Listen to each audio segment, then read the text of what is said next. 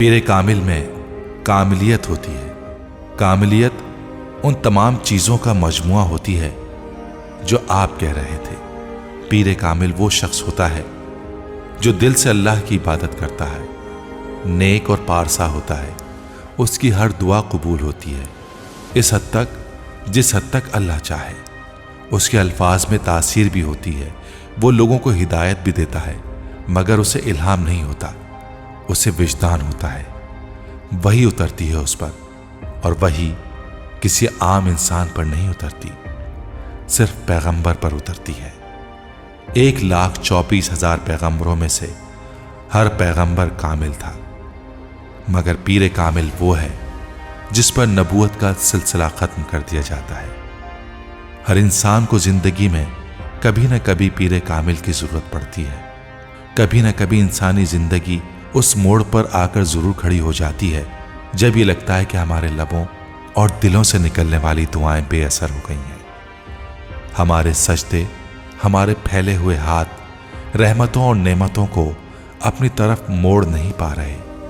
یوں لگتا ہے جیسے کوئی تعلق تھا جو ٹوٹ گیا ہے، پھر آدمی کا دل چاہتا ہے اب اس کے لیے کوئی اور ہاتھ اٹھائے، کسی اور کے لب اس کی دعا اللہ تک پہنچائے، کوئی اور اللہ کے سامنے اس کے لیے گڑ گڑائے، کوئی ایسا شخص جس کی دعائیں قبول ہوتی ہوں، جس کے لبوں سے نکلنے والی التجائیں اس کے اپنے لفظوں کی طرح واپس نہ موڑ دی جاتی ہوں۔ پھر انسان پیر کامل کی تلاش شروع کرتا ہے، بھاگتا پھرتا ہے دنیا میں کسی ایسے شخص کے لیے جو کاملیت کی کسی نہ کسی سیڑھی پر کھڑا ہے۔ پیر کامل کی یہ تلاش انسانی زندگی کے ارتقاء سے اب تک جاری ہے۔ یہ تلاش وہ خواہش ہے جو اللہ خود انسان کے دل میں پیدا کرتا ہے۔ انسان کے دل میں یہ خواہش، یہ تلاش نہ اتاری جاتی تو وہ پیغمبروں پر کبھی یقین نہ لاتا، کبھی ان کی پیروی اور اطاعت کرنے کی کوشش نہ کرتا۔ پیر کامل کی یہ تلاش ہی انسان کو ہر زمانے میں اتارے جانے والے پیغمبروں کی طرف لے جاتی رہی۔ پھر پیغمبروں کی مبعوثیت کا یہ سلسلہ حضرت محمد صلی اللہ علیہ وآلہ وسلم کے ساتھ ختم کر دیا گیا۔ آپ صلی اللہ علیہ وآلہ وسلم کی امت کے لیے آپ صلی اللہ علیہ وآلہ وسلم کے بعد کسی اور پیر کامل کی گنجائش نہیں رکھی گئی۔ کون ہے جسے اب یا آئندہ آنے والے زمانے میں حضرت محمد مصطفیٰ صلی اللہ علیہ وآلہ وسلم سے بڑھ کر کوئی مقام دیا جائے؟ کون ہے جسے آج یا آئندہ آنے والے زمانے میں کسی شخص کے لیے حضرت محمد صلی اللہ علیہ وآلہ وسلم سے بڑھ کر کاملیت دی جائے گی؟ کون ہے جو آج یا آئندہ آنے والے زمانے میں کسی شخص کے لیے حضرت محمد صلی اللہ علیہ وآلہ وسلم سے بڑھ کر شفاعت کا دعویٰ کر سکے؟ جامد اور مستقل خاموشی کی صورت میں آنے والا نفی میں یہ جواب ہم سے صرف ایک سوال کرتا ہے۔ پیر کامل صلی اللہ علیہ وآلہ وسلم کو چھوڑ کر ہم دنیا میں اور کس وجود کو کھوجنے نکل کھڑے ہوئے ہیں؟ پیر کامل صلی اللہ علیہ وآلہ وسلم کے بیعت شدہ ہوتے ہوئے ہمیں دوسرے کسی شخص کی بیعت کی ضرورت رہ گئی ہے؟ پیر کامل صلی اللہ علیہ وآلہ وسلم کے راستے پر چلنے کے بجائے ہمیں دوسرا کون سا راستہ اپنی طرف کھینچ رہا ہے؟ کیا مسلمانوں کے لیے ایک اللہ، ایک قرآن، ایک رسول صلی اللہ علیہ وآلہ وسلم اور ان کی سنت کافی نہیں؟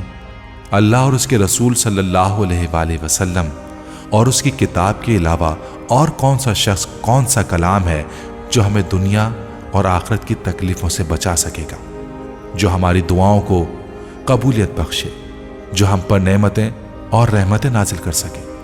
کوئی پیر کامل کا فرقہ بتا سکتا ہے؟ نہیں بتا سکتا۔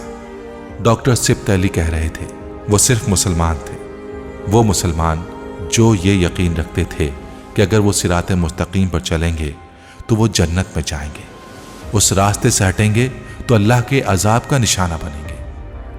اور صراط مستقیم وہ راستہ ہے جو اللہ اپنے پیغمبر صلی اللہ علیہ وآلہ وسلم کے ذریعے قرآن پاک میں بتاتا ہے، صاف، دو ٹوک اور واضح الفاظ میں۔